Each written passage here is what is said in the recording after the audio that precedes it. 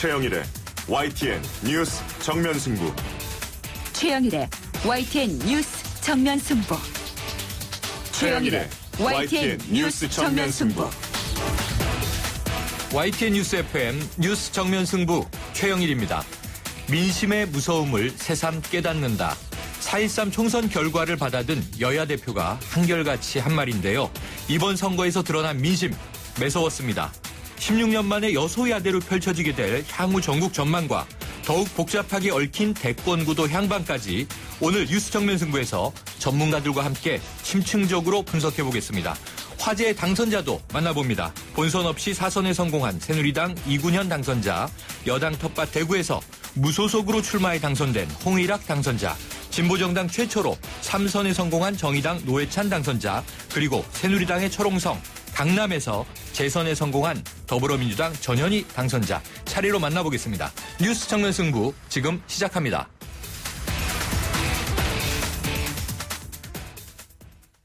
네, 오늘 아침 총선 결과 충격적으로 받아들이시는 분 많으셨을 텐데요. 자, 이제 의회 권력은 야당에게로 넘어가게 됐습니다. 추은호 YTN 해설위원과 함께 알아보겠습니다. 안녕하세요. 네, 안녕하십니까. 누구도 예측하지 못한 결과가 나왔는데요. 이번 선거의 의미 여러 가지 찾아볼 수 있겠지만 그렇습니다. 가장 핵심 뭐라고 보세요? 예, 이번 선거 끝나자마자 그 참패한 새누리당 비롯해서 모든 정당들이 참 민심이 무섭다. 네. 그리고 국민들이 회초리를 든 것이다.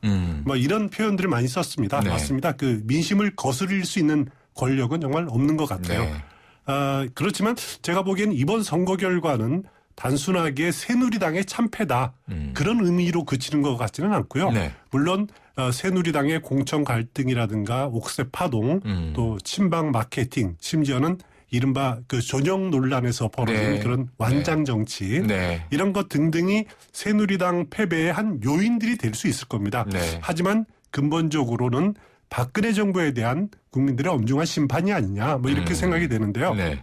기본적으로 대통령 임기 중에 치러지는 모든 선거는 정권에 대한 어떻게 중간평가적인 성격을 띠고 있기 네. 마련입니다. 네. 특히 이번에는 유권자들이 그 먹고 사는 데 대한 그런 어려움들 또 심각한 청년 실업 문제 또 아무리 노력해도 정규직으로 올라갈 수 없는 그런 이제 좌절감과 분노 네. 이런 것들이 투표 행위로 표현된 것이다라고 생각이 되고요. 그동안 정부 여당 특히 박근혜 대통령이 국회 심판론 야당 심판론을 제기했지 않습니까? 네. 그렇지만은 유권자들은 그 원인이 국회나 야당에 있는 것이 아니다. 그것이 바로 국민들의 대답이 아닌가 이런 생각이 됩니다. 네. 자, 그럼 새누리당 지도부도 대혼란에 빠졌습니다만 그렇습니다. 이게 정권의 중간평가 성격이 있다 말씀해 주셨으니까 청와대는 이번 총선의 결과 어떻게 평가하고 있습니까? 청와대가 오늘 짧게 그 브리핑을 했습니다. 네. 정영국 대변인이 1일 브리핑 자리에서 총선 결과에 대한 이제 평가를 묻는 기자들의 질문에 대해서 네. 그 20대 국회가 민생을 잘 챙기고 국민을 위해 일하는 새로운 국회가 되길 바란다. 이런 말을 하면서 네. 국민들의 이런 요구가 나타난 것이 아닌가라고 생각한다. 이렇게 네. 말을 했습니다. 네. 총선 결과에 대해서 일반적으로 모든 언론이 다들 심판이다. 이렇게 평가하고 있는 거랑은 조금 그 거리감이 있죠. 네. 그래서 기자들이 더 물어봤습니다. 아하. 이것이 박근혜 대통령의 입장이냐. 그러니까 정영국 대변인은 대통령 발언이 아닌 대변인의 브리핑이다. 이렇게 비껴가기는 했습니다. 네. 자, 앞으로 박근혜 대통령의 국정 운영 방식에 변화가 올 것인가? 이게 관심사인데요. 그렇습니다. 위원님 어떻게 전망하세요? 박근혜 대통령의 국정 운영 방식 문제점에 대한 그동안 지적이 많았지 않습니까? 네. 그 지적들을 어떻게 보면 이제 소통에 문제가 있다라는 네. 거로 모아지는 것 같은데요. 물론 국회 권력이 변화된 환경 속에서 대통령의 국정 운영 스타일이 어떻게 변할지 정말 적극적으로 변할지 그것은 지금 단계로서는 참 예측하기는 어렵습니다. 네. 어찌됐든 간에 여소야대 상황에서 박 대통령이 지금까지의 방식으로는 국회의 협조를 구하는 것은 좀 어렵지 않을까 이런 생각이 네. 들고요.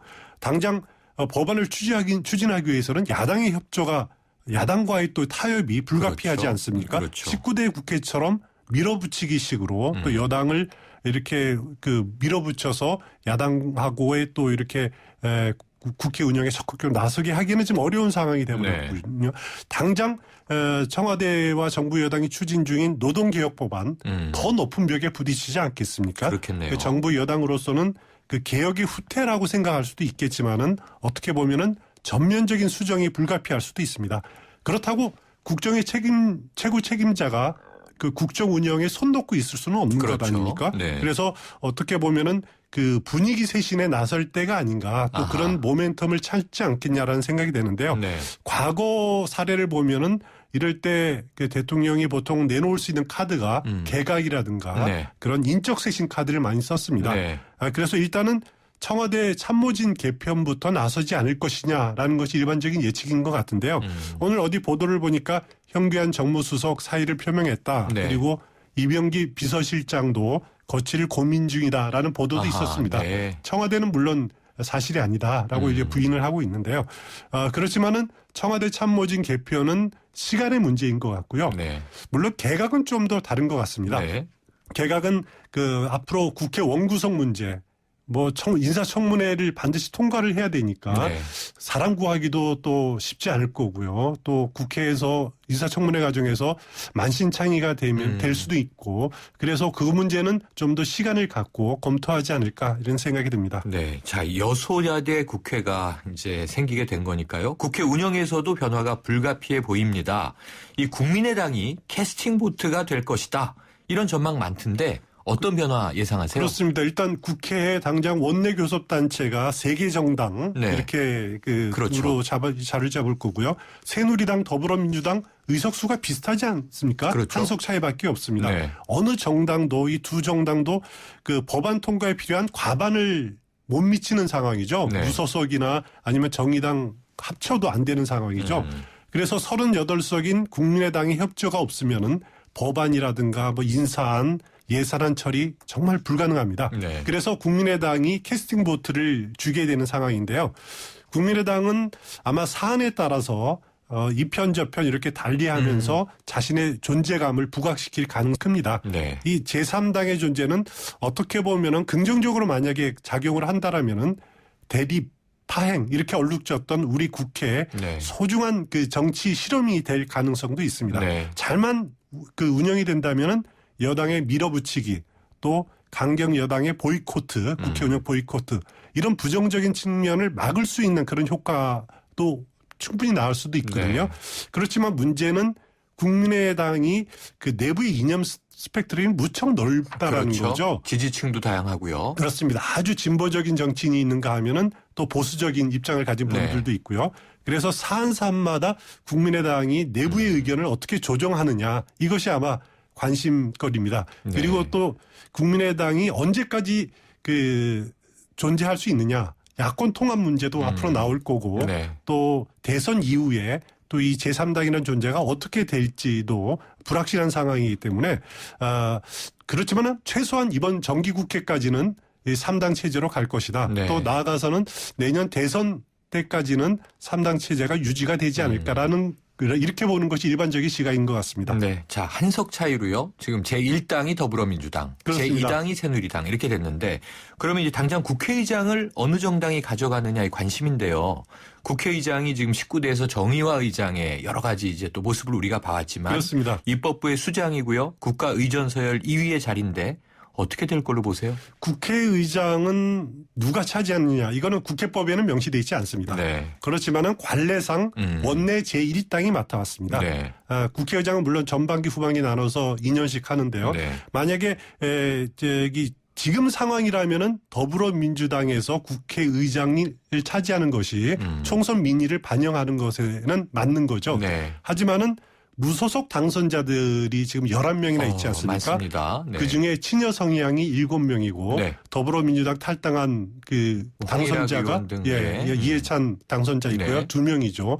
수적으로 보면은 그 새누리당 탈당한 당선자들이 훨씬 많기 때문에 아하. 이들이 새누리당으로 복당을 하게 되면은 그 원내 일당의 역전 현상이 발생할 그러네요. 수 있는 거죠. 네. 그리고 이것이 그 원 구성 협상 과정에서 누가 제1당이냐가 문제가 되는 거지 네. 총선에 따라서는 아닌 거거든요. 그렇죠. 그래서 두 당의 속셈이 다를 겁니다. 뭐 더불어민주당으로서는 당연히 자신이 차지해야 되겠다라고 네. 생각할 거고 새누리당으로서는 안정적인 국정 운영 위해서 여당이 맡아야 된다라고 할 것이고요. 그래서 원구성 협상 굉장히 쉽지 않을 것 아직 같습니다. 좀 지켜봐야 되겠군요. 그렇습니다. 오늘 소식 감사합니다. 감사합니다. 지금까지 추은호 YTN 해설위원이었습니다. 크리네어 테크. 크리네어 테크 집중기. 주물 작업, 연마 작업, 페인트 작업. 분진가스 냄새 연기 작업 분진. 이 세상에 못 없애는 분진이 어딨어. 크리네어 테크 집중기가 다 잡아줍니다. 예! 크리네어 테크. 크리네어 테크 집중기. 온도와 습도를 항상 일정하게 유지시켜주는 항온항습기 전문기업 AR. 전산센터, 반도체 공장, 미술관, 박물관, 귀중품 보관실을 30년 축적된 기술로 AR이 지켜드립니다.